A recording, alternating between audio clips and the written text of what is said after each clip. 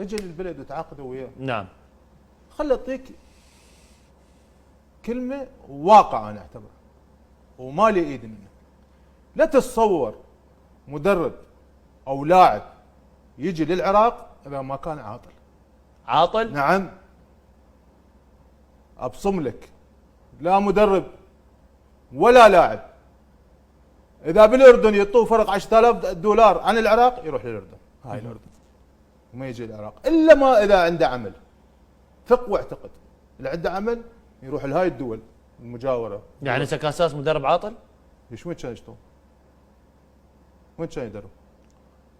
بس هذا مو احنا اليوم هسه نتكلم بهاي الامور. لا مو انت تقول اي لاعب اي مدرب نعم يجي نعم يجي مدرب للعراق ويجي المحلي او منتخبات هذا ما عنده عمل برا.